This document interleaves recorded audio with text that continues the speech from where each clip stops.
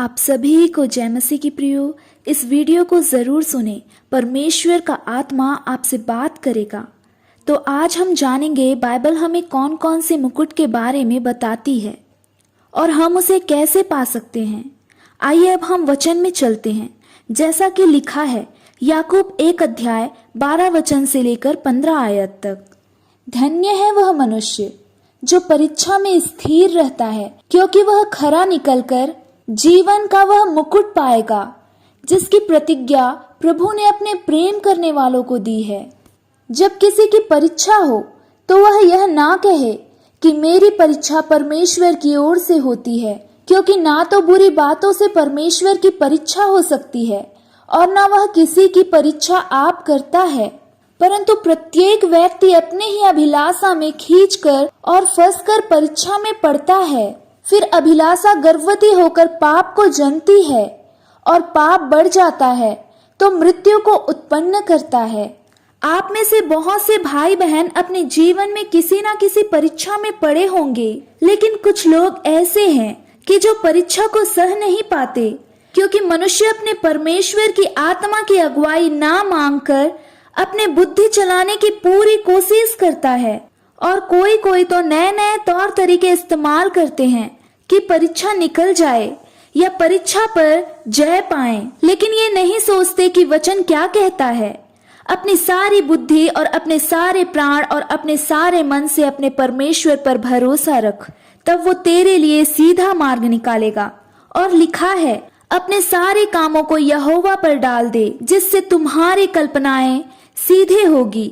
यदि आज कोई भी ऐसा है तो बस अपने आप को दिन शून्य और नम्र करो, अपने आप को सच्चे न्याय के हाथ में सौंप दो और प्रार्थना करते हुए यह कहो कि हे यहोवा, मैं जैसा भी हूँ मुझे ग्रहण कर और याद कर। I am a biggest failure. मुझसे कुछ भी नहीं बन पड़ा और इसके अलावा बस इतना कहूंगा, हर एक परीक्षा में, चाहे वो शरीर की या प्राण की या आत्मा की हो, सिर्फ पवित्र आत्मा की हो और आत्मा की 9 फल जरूर मांगे। इससे मनुष्य किसी भी परीक्षा को पार करके जीवन को पा जाएगा। और अब हम आगे बढ़ते हैं। जैसे कि लिखा है 1 कुरिन्थियों 9 अध्याय और 24 आयत से लेकर 27वीं आयत तक। क्या तुम नहीं जानते कि दौड़ में तो दौड़ते सभी हैं, परंतु इनाम एक ही ले जाता है। तुम वैसे ही दौड़ो कि जीतो। और हर एक पहलवान सब प्रकार का संयम करता है। वे तो एक मुरझाने वाले मुकुट को पाने के लिए यह सब करते हैं, पर हम तो उस मुकुट के लिए करते हैं जो मुरझाने का नहीं। परंतु मैं अपने देह को मारता कूटता और वश में लाता हूँ, ऐसा ना हो कि औरों को प्रचार करके मैं आप ही किसी रीति से निकम्मा ठहरूं। मुरझाने वाले मुकुट का मतलब यह है जो एक ना एक दिन मिट्टी में मिल जाएगा और मुरझा जाएगा, उसकी कोई कीमत नहीं होगी। जो एक घास फूस के समान जो आज हरी भरी है और कल सूखने के बाद आग में झोंकी जाएगी। इसीलिए उस मुकुट को प्रभु यीशु मसीह हाथों से बांधा है। वो कभी मुरझाने की नहीं, वो सदाकाल एक सा है। और अगला मुकुट जानेंगे। लिखा है कि फिलिपियों 4 अध्याय और 1 वचन, इसीलिए हे मेरे प्रिय भाइयों, जिनमें मेरा जी लगा रहता है, जो मेरे आनंद और मुकुट हो, हे प्रिय भाइयों, प्रभु में इसी प्रकार स्थिर रहो। भला हमारी आशा या आनंद या बड़ाई का मुकुट क्या है? क्या हमारे प्रभु यीशु के सम्मुख उसके आने के समय तुम ही ना होगे? मतलब पहला जानोगे आशा, हमारी एक ही आशा है, प्रभु यीशु पर हम हमेशा होंगे। जैसा कि लिखा है तुम्हारे आशा कभी ना टूटेगी, जो कभी ना टूट सकती। हमें मसीह में सदा आनंदित रहना है, चाहे कैसी भी परिस्थिति हो। इसी प्रकार कोई भी सवाल हो, चाहे अपने ही घर या बाहर वाले, अपने ही परिवार वाले का, यदि अपनी बड़ाई ना कर कर अपने आप को हर बात में छोटा करेंगे तो हम बड़े किए जाएंगे।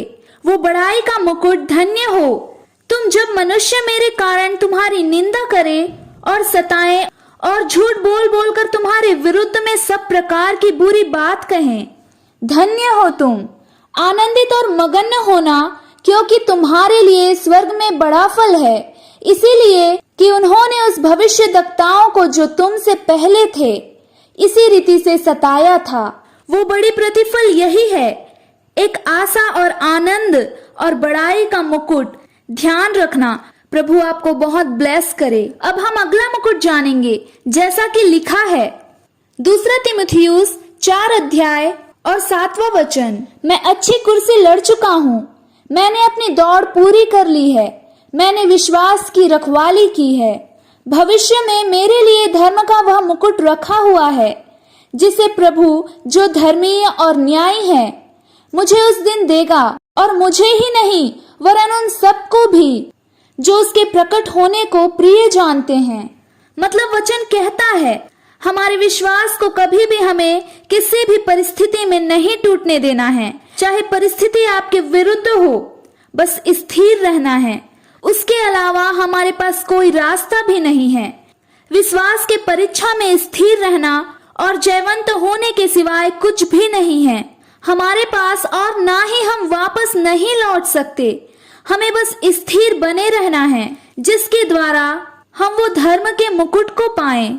अगला वचन कहता है इब्रानियों 11 अध्याय और उसका 1 वचन। अब विश्वास आशा की हुई वस्तुओं का निश्चय और अनदेखी वस्तुओं का प्रमाण है। विश्वास ही से हनोक उठा लिया गया कि मृत्यु को ना देखे, और उसका पता नहीं मिला, क्योंकि परमेश्वर ने उसे उठा लिया था। और उसके उठाए जाने से पहले उसकी यह गवाही दी गई थी कि उसने परमेश्वर को प्रसन्न किया है, और विश्वास बिना उसे प्रसन्न करना अनहोना है, क्योंकि परमेश्वर के पास आने वाले को विश्वास करना चाहिए कि वह है, और अपने खोजने वालों को प्रतिफल देता है। और वो प्रतिफल है धर्म का मुकुट जो प्रभु यीशु मसीह आपको देगा। अब हम अगले मुकुट के बारे में जानेंगे, जैसा कि लिखा है 1 पत्रस 5 अध्याय 2 आयत से लेकर 4 आयत तक, कि परमेश्वर के उस झुंड की जो हमारे बीच में है रखवाली करो, और यह दबाव से नहीं परंतु परमेश्वर की इच्छा के अनुसार आनंद से और निश्चय कमाई के लिए नहीं पर मन लगाकर। और जो लोग तुम्हें सौंपे गए हैं उन पर अधिकार ना जताओ, वरन झुंड के लिए आदर्श बनो। और जब प्रधान रखवाला प्रकट होगा तो तुम्हें महिमा का मुकुट दिया जाएगा जो मुरझाने का नहीं। इससे आप सभी समझ गए होंगे, जैसा कि हम पढ़ रहे होंगे, हमें परमेश्वर के वचन के अनुसार अपनी भी चौकसी करनी है, कहीं हम भटक ना जाएं या भरमाए ना जाएं, और अपने झूठ की भी चौकसी करनी है।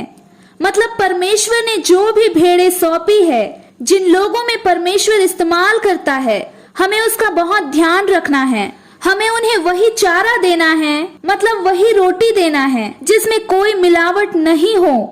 रोटी मतलब परमेश्वर का वचन, जिस किसी भी समय पर उन लोगों मतलब परमेश्वर के भेड़ों को उनकी जरूरत है, मदद और सहायता के लिए उसको जैसे भी वचन चाहिए वो मिलने चाहिए, ताकि वह अपने आप को करेक्ट करे, सही रास्ते पर चले, बुराई से बैर करे और अपने आप को जांचे परमेश्वर के वचन के अनुसार क्या हम सही हैं या गलत।